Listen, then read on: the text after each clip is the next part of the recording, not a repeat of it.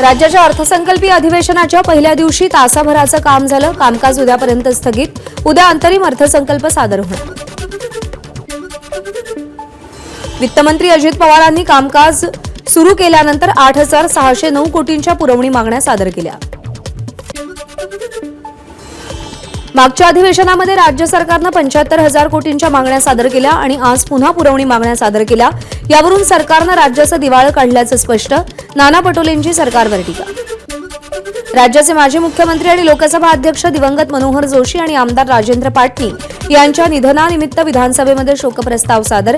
विधानसभा अध्यक्ष राहुल नार्वेकरांकडून प्रस्ताव सादर. विधानसभेचं कामकाज सुरू होताच विरोधी पक्षनेते विजय वडेट्टीवारांनी अंगणवाडी सेविकांच्या आंदोलनाकडे सरकारचं लक्ष वेधलं.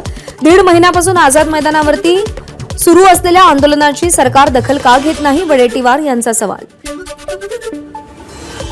आशा सेविकांच्या मागण्यांसंदर्भात सरकार सकारात्मक. उपमुख्यमंत्री अजित पवारांचं विरोधकांच्या प्रश्नावर उत्तर.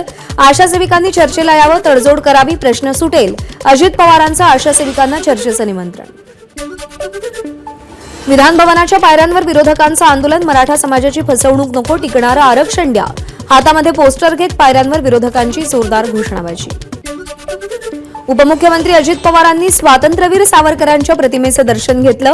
सावरकरांच्या पुण्यतिथीनिमित्त अजित पवार, नीलम गोऱ्हे, राहुल नार्वेकर यांच्याकडून सावरकरांना अभिवादन. शरद पवार गटाचं चिन्ह चुकलं. तुतारी नाही तर खंजीर चिन्ह मिळायला हवं होतं. भाजप खासदार सुजय विखे पाटील यांची शरद पवार गटावर टीका. महाविकास आघाडीच्या उद्या होणाऱ्या बैठकीला प्रकाश आंबेडकर उपस्थित राहणार नाहीत. वंचितची उद्या पुण्यामध्ये जाहीर सभा असल्यानं बैठकीला उपस्थित राहू शकणार नाही, आंबेडकर यांची माहिती. मुंबईला निघालेले मनोज जरांगे भांबेरी गावातून अंतरवाली सराटीमध्ये परतले. सगळ्या मराठा बांधवांना आपापल्या गावांमध्ये परतण्याचं आवाहन. मराठा समाजानं शांत राहावं, मनोज जरांगेंचं मराठा समाजाला आवाहन. मराठा आंदोलनाच्या पार्श्वभूमीवर जालन्यातील अंबडमध्ये जमावबंदी. पुढच्या आदेशापर्यंत जमावबंदी लागू राहणार. जरांगेंच्या एका सहकार्यासह 5 जणांना पोलिसांनी ताब्यात घेतलं. छत्रपती संभाजीनगर, जालना आणि बीड जिल्ह्यामध्ये इंटरनेट सेवा संध्याकाळी 4 वाजेपर्यंत बंद राहणार. संचारबंदी अटवा, लगेच मुंबईत येतो. जरांगेंची माध्यमांशी बोलताना प्रतिक्रिया. तर सगळ्या सोयऱ्याबाबत आजच निर्णय घ्या, जरांगेंचं सरकारला आवाहन. उपमुख्यमंत्री देवेंद्र फडणवीसांच्या सागर बंगल्याबाहेरील पोलीस सुरक्षा वाढवली. मनोज जरांगेंच्या इशाऱ्यानंतर पोलीस सुरक्षित व्हा. जालन्यातल्या घनसावंगी तालुक्यातील तीर्थपुरी गावात अज्ञातांनी बस पेटवली. अंबडहून रामसगावकडे जाणारी बस अडवून पेटवली गेली. घटनेनंतर जालना जिल्ह्यातील बससेवा बंद. जिल्हा पोलीस अधीक्षकांच्या आदेशानंतर बीडमधील बससेवा पूर्ववत. हिंसा टाळण्यासाठी जिल्ह्यामध्ये सगळ्या ठिकाणी चेकपॉइंट्स, तर सर्वत्र जिल्हा पोलीस आणि SRPFच्या 2 तुकड्या तैनात. मुंबईमध्ये राज ठाकरेंच्या उपस्थितीत मनसेची लोकसभा आढावा बैठक. निवडणूक स्वबळावर की मित्रपक्षासोबत लढायची, यावरही बैठकीत चर्चा. बाळा नांदगावकर यांची माहिती. नाशिकमध्ये ठाकरे गटाकडून पदाधिकारी जाहीर. विजय करंजकरांच्या जागी सुधाकर बडगुजरांची. शिवसेनेच्या नाशिक जिल्हाप्रमुखपदी नियुक्ती, तर संघटकपदी विजय करंजकर आणि नाशिक महानगर प्रमुखपदी विलास शिंदेंची नियुक्ती. 1 लेन पूर्ण झालेली असतानाही फोटो काढण्यासाठी गोखले ब्रिजचं उद्घाटन मागे ठेवलं. आदित्य ठाकरेंची एकनाथ शिंदेंवर टीका. नवी मुंबई विमानतळाला अद्याप नाव का नाही, आदित्य ठाकरेंचा सवाल. संजय राऊतांचे निकटवर्तीय सुजित पाटकरांना दिलासा. कोरोना काळातील कथित जम्बो कोविड सेंटर घोटाळा प्रकरणी 1 लाख रुपयांच्या जात पर्सनल बॉन्डवरती पाटकरांना जामीन. कोर्टाच्या परवानगीशिवाय देश सोडण्यास मनाई. अमरावतीच्या लसणापूरमध्ये आमदार प्रवीण पोटे आणि बच्चू कडूंच्या उपस्थितीमध्ये सभामंडपाचं उद्घाटन. यावेळी प्रवीण पोटे आणि बच्चू कडूंनी फुगडी घातली. धार्मिक गुरूंनी राजकारणात येऊ नये, अन्यथा समाज त्यांना पाठिंबा देणार नाही.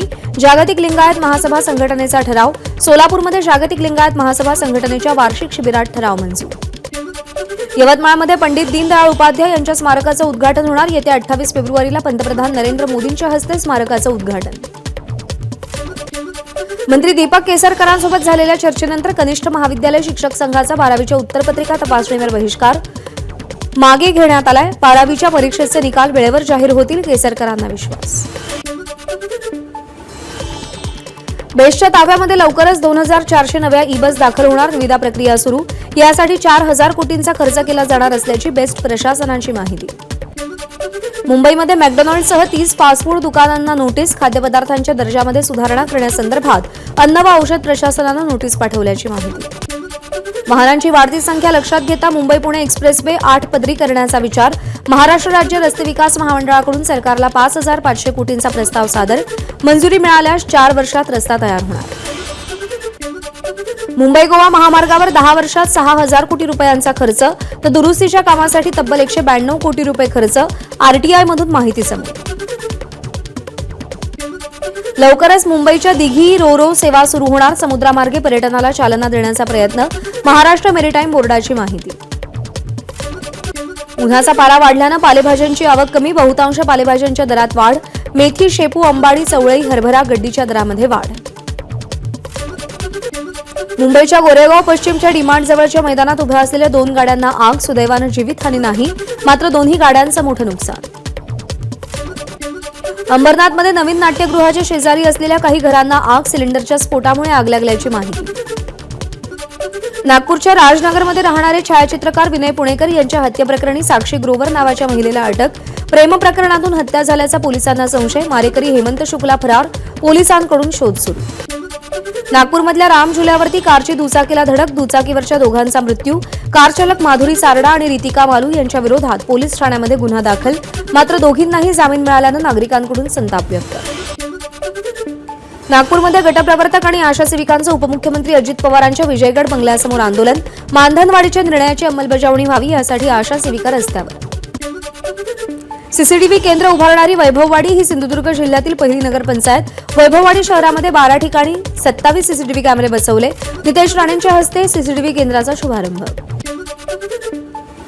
सिंधुदुर्गातील आंबोलीच्या जंगलात पुन्हा ब्लॅक पॅन्थरचं दर्शन. मुंबईतील रुपारेल महाविद्यालयाच्या विद्यार्थ्यांना आंबोलीतील शैक्षणिक सहलीदरम्यान हा ब्लॅक पॅन्थर दिसलाय. निवडणूक आयोगाच्या आदेशानंतर विशेष पोलीस महानिरीक्षकांकडून 3 पोलिसांच्या बदल्या. 3 ते 4 वर्षांपासून एकाच ठिकाणी कार्यरत असल्यानं 3ही पोलीस निरीक्षकांची जिल्ह्याबाहेर बदली. अरुणाचल प्रदेशमध्ये काँग्रेसचे 2 आणि एनपीपीचे 2 आमदार भाजपमध्ये सहभागी.